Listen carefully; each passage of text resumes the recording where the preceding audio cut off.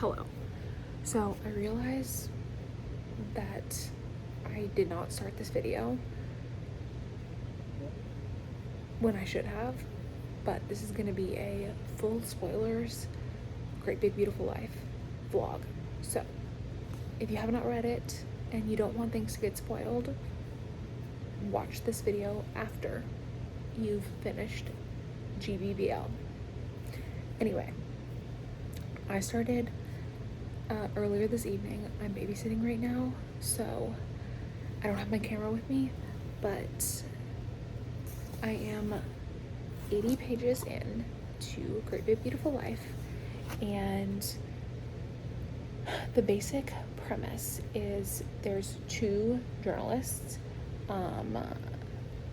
Hayden, I believe is his name. I don't have it with me.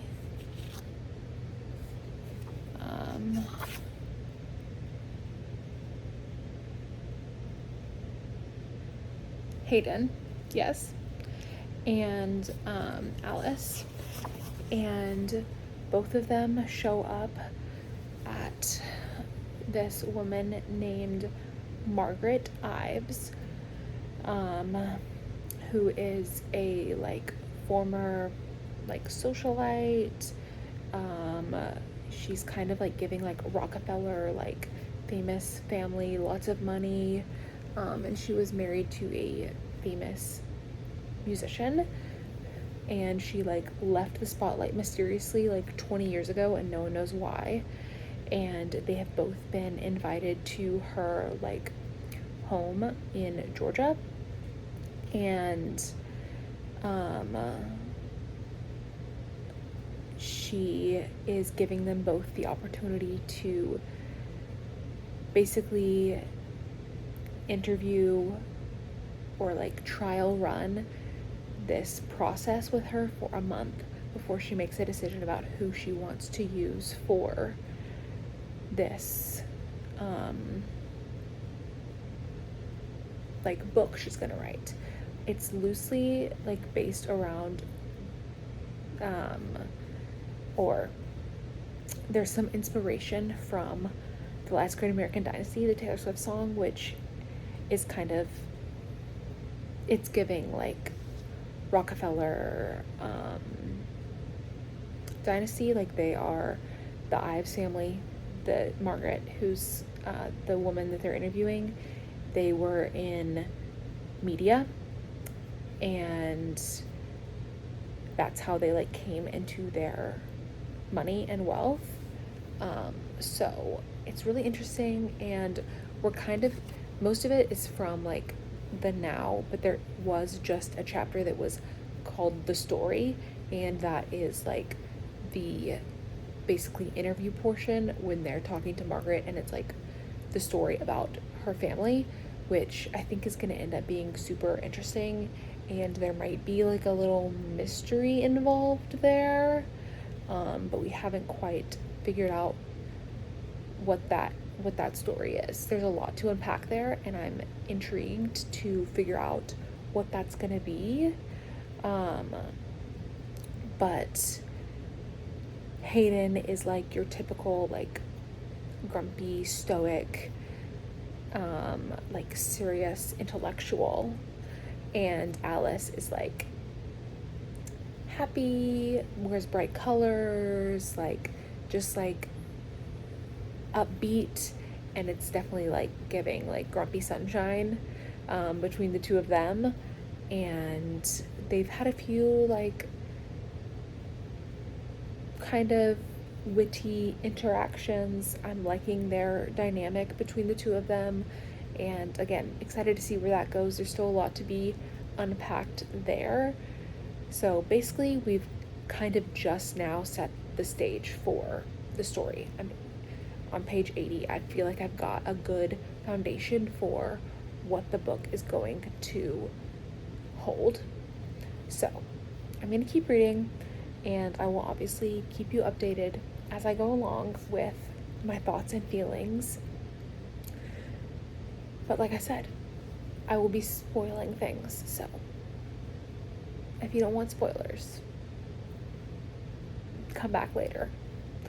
But I'm sitting on the couch at the house where I babysit. I'm gonna keep reading. The parents will be home in like 30 minutes, so I'll read just a little bit more, and I'll probably get to page like 100 tonight, and then I'll pick back up with you tomorrow with more thoughts.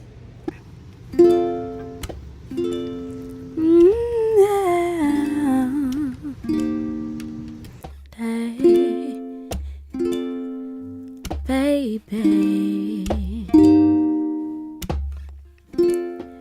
this is a story about me and you, and the beauty that we did pursue, and how you changed my life so beautifully, and how you showed. I love when there is a tall female main character and a tall male main character. Don't give me that crap about a 6'4" MMC and a 5'2" FMC. I hate that. As a tall girl, why are we giving the tall guys to the tiny girls? And they just had the cutest conversation about like tall guys dating short girls. She's 5'9", which is tall. I'm 6 feet tall, which is very tall. So I just am obsessed with them. Like, she's a tall girl. I'll begrudgingly call her that, even though as a tall girl, like, you know, she's not that tall. I just like love when like a woman is like confident in her height and a man is not intimidated by that and like appreciates it. So anyway, obsessed with them, obsessed with their heights, obsessed with this conversation that they just had about it. Be things I'd never seen. Oh baby girl, I want to show you how much you mean to me with this melody. The like mystery part of this is so interesting, and like the past historical part is really different. The present part feels similar to some of her other work. It's like romancy, but also just like women's fiction-y. But I'm loving the like, there's kind of a mystery to unravel, and I'm not quite sure what we're gonna find out or what that's gonna be yet. I'm excited to learn more. If I have any predictions, I'll let you know, but for right now, I'm just like, my mind is trying to wrap around what could be the point or what could have gone wrong with this family, because obviously something did at some point. So anyway, I'm like 125 pages in,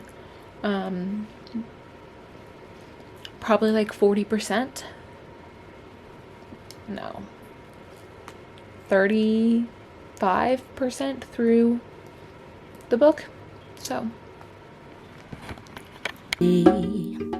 with you our heart is free, with you I sing.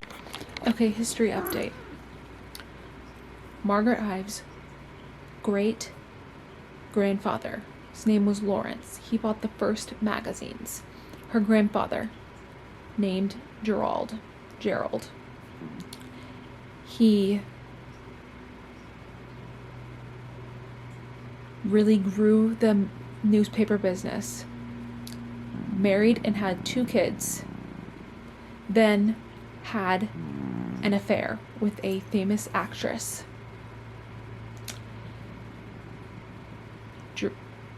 Gerald had a sister, and the sister had a daughter. So Gerald's niece, her name was Ruth.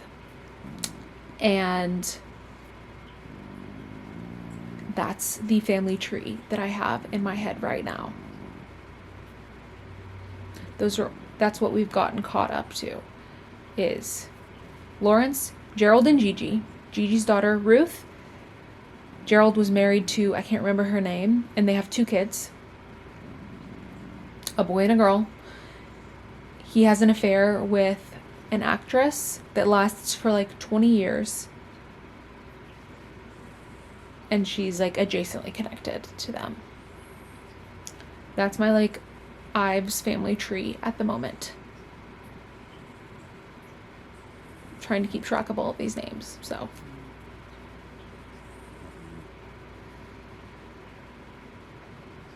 Also, there's something going on with the hotel, the Ebner, which Lawrence first bought the hotel, and then when it got passed on to Gerald, he changed the name to the Nicolette, which was also Ruth, his niece's like middle name. She didn't have an official middle name, but that's like what she was called. There's a connection there to the hotel, and we might be about to learn it. So we'll see how important the hotel is, but it's been built up to be important. So we'll see. With ease, with you I count to 3 and I believe y'all may still not know I'm talking about Italy. Okay, so Ruth, who I said was his niece, turns out actually his daughter. It's him and the actress, Gerald and the actress. Her name is Nina. They had a kid, and that kid was Ruth. But they basically told everyone, and she was raised as his niece. And everyone believed that she was his sister, Gigi's daughter. So. And now she changed my life so beautifully. And Italia, now I sing this song to thee, and I do so with ease. Okay.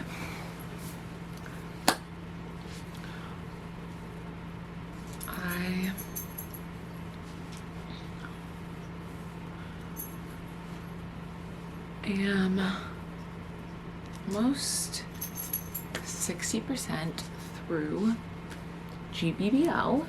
I went to indie bookstore day, did a little bookstore crawl with some girls from my book club, and I got some fun books today, so go watch my TikTok. I did a little haul on there if you want to see what I got and where we went and all that stuff. But it's now almost 6. Like, the day has gone by really quick and I've barely done any reading, but I figured I would give a little update. I might finish this tonight depending on how much reading I get to this evening, but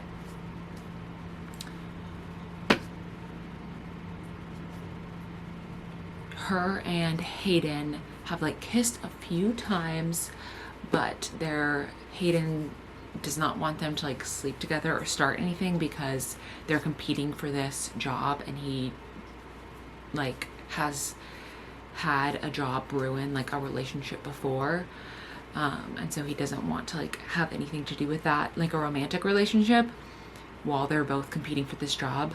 But they kind of like struck up a friendship, but it was always like it's been tense with sexual tension. And she went home to visit her mom and brought Hayden with her, and they got in a big fight on the way back from her mom's. And there were some really good parts about like mother relationships, like during that part. It was just like a complex relationship between her and her mom, And like this one line, I'll like read the passage. But she cares about you. He says, that much is obvious. Is it? I almost ask. And I know he's right. Mom's love has always been in action rather than words. Making that hideous quilt, teaching me how to bake my favorite peach cobbler and my favorite cast iron cornbread casserole, and serving one or the other every time I come home. I think, and I'm not sure how to say this, I feel guilty saying it because I think it would break her heart to hear, even if it's true. I think she loves me because I'm her daughter, but I've never felt sure she loves me because I'm me. Does that make sense? There's like a little part and then she says, maybe it doesn't matter. I say, maybe the fact that she does love me is all that does. She made me who I am in so many ways, not just the skills she passed on, but the strength. She taught me to think of life not just in terms of how many executioner's blades were poised over our proverbial necks at any given time, but in terms of how we could use our time before that axe fell, or didn't. And a lot of the time, it didn't. Keep working, keep moving, keep hoping.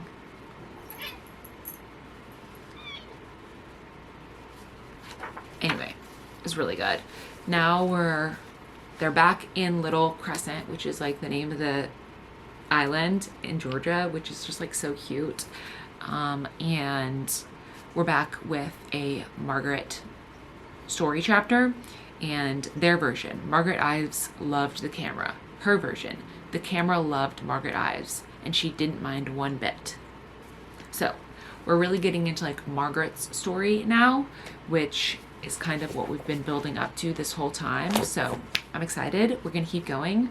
I'm probably going to make dinner soon, but I'll read another few chapters before that. And then Jess is getting back from Paris this evening in about an hour. So I'm going to pick her up from the airport, and she's probably going to be exhausted and go to bed early, but I'll be excited to hear about her trip and have her back at the apartment. So I'm gonna keep reading, and obviously I'll let you know if anything exciting happens.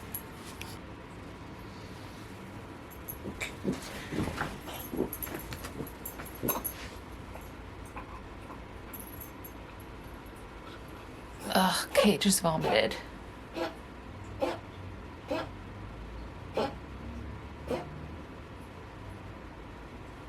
A nasty vomit. At least she didn't do it on my bed. She started gagging. I said, nope. Ugh, okay. Now we're gonna read. I'm thankful, I'm grateful, faithful.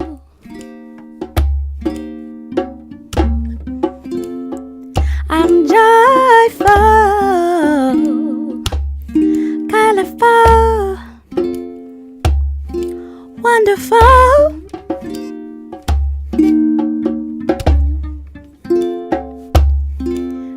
Your magic. Oh, it's kind of giving cult a little right now. I'm concerned.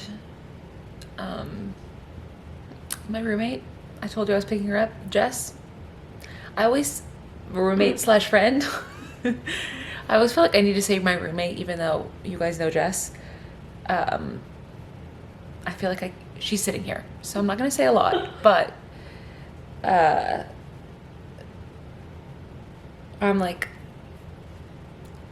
80% in now. I'm on page 330, chapter 29.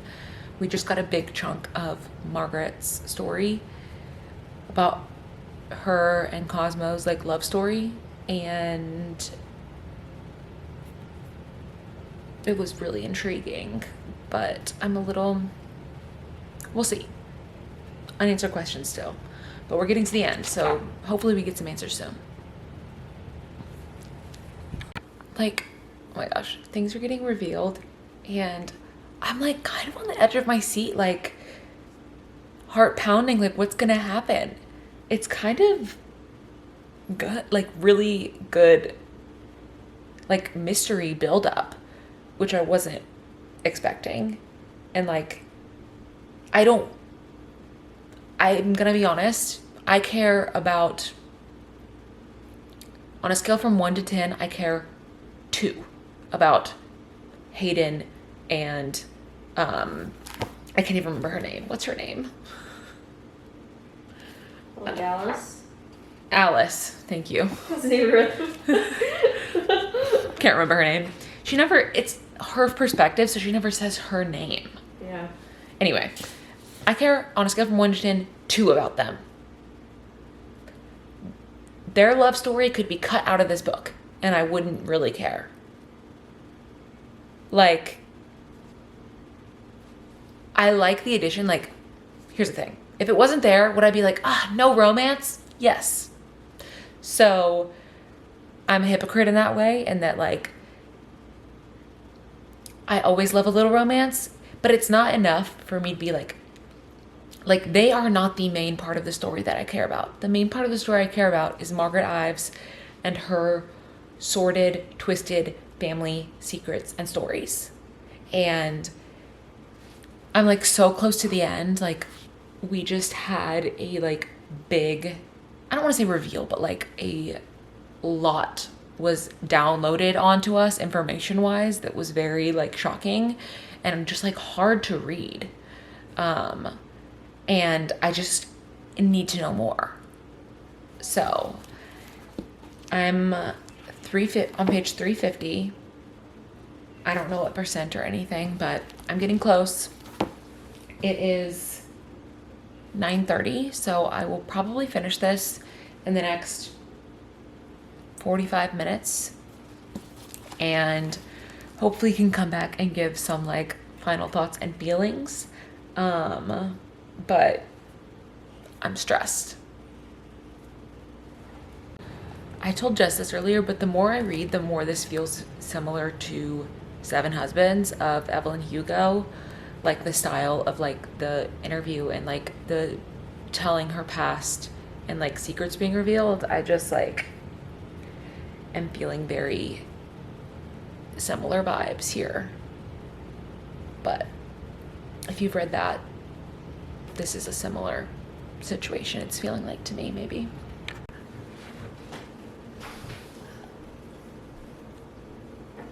I don't know what this means, but like, I'm shaking in my boots.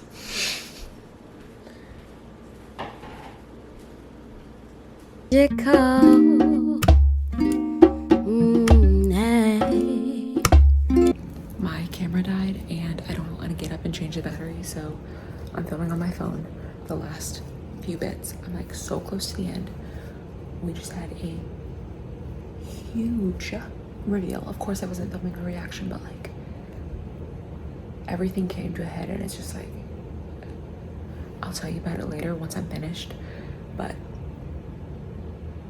oh my god, her having a secret child not on my bingo card.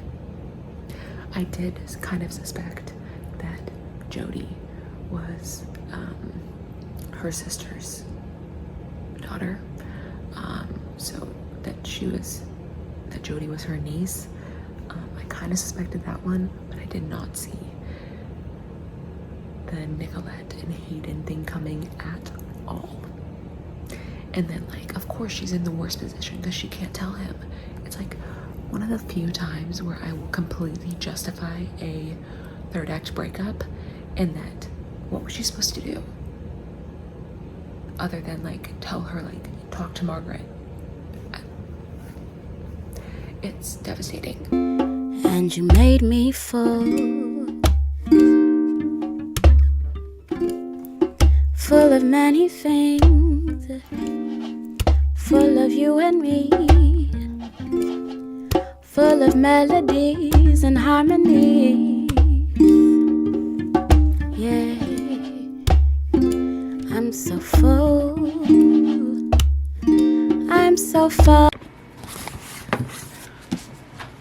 Hello. Okay. I finished Great Big Beautiful Life tonight.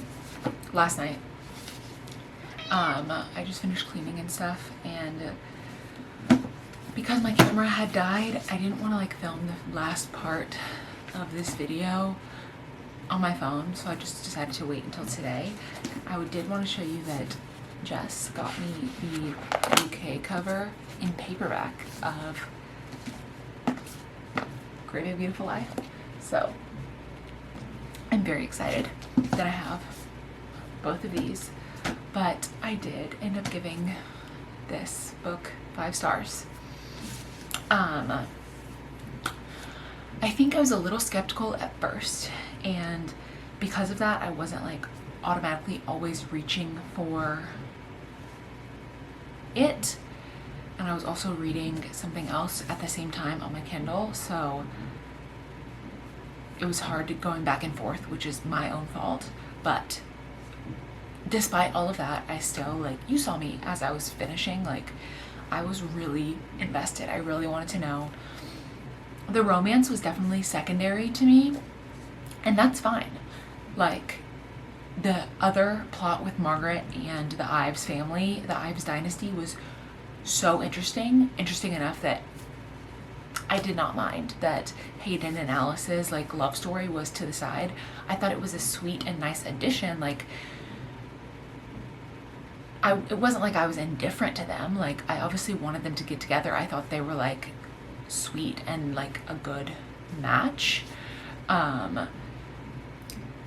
Their love story felt a little rushed at the end. That's my only like complaint, is because we spent so much time on like Margaret and the Ives, that like the last, I want to say like 30 pages,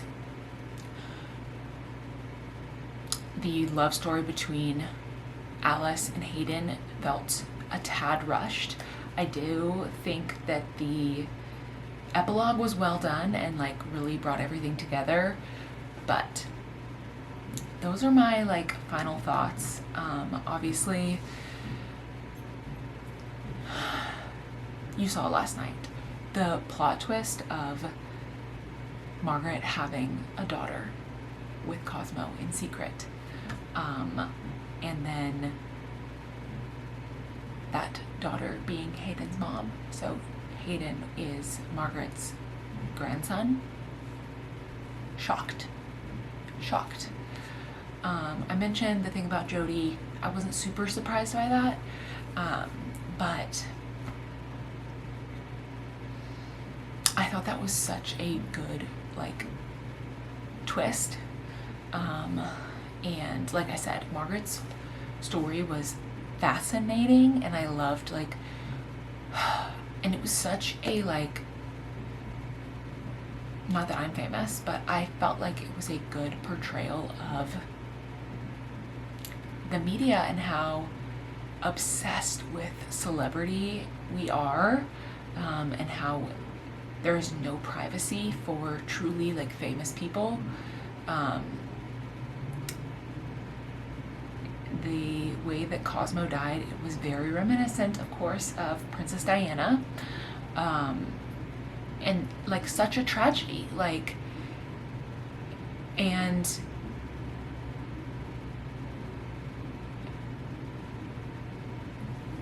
the only thing you can do is like be upset and blame like the paparazzi, but also like we as consumers consume it. Like we drive that, so it's not their fault. Like, they are working, it is their fault. But anyway, it was just so interesting, like, and hearing why she gave up Nicolette and like giving her a normal life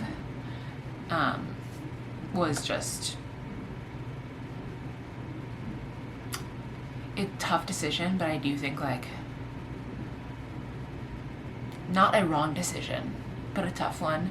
And I think the way she handled it at the end with Hayden was not well handled. But I think the initial decision to put her in the like adoption process and let her have a separate life was a tough but fair decision to make. So thank you so much for watching this video. I had fun filming it, and I hope you enjoyed watching it. Now, these two floating shelves right here are my Emily Henry shelves, so I have to go and fit these on the shelf.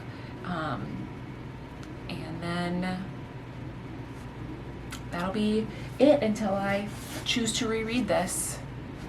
I did make some like marks, so I'm gonna go through and highlight and annotate those, because I wasn't reading with a like highlighter or tabs actively, but I was just like dog-earing pages, so I could come back to them and highlight and annotate later, which I know people don't like annotating, dog-earing, but like, books are meant to be read, and I want my books to be loved, and hopefully they'll be around for forever, and I'll reread and be able to come back to it, and that's special to me. So I will be keeping this out to finish up my annotations, but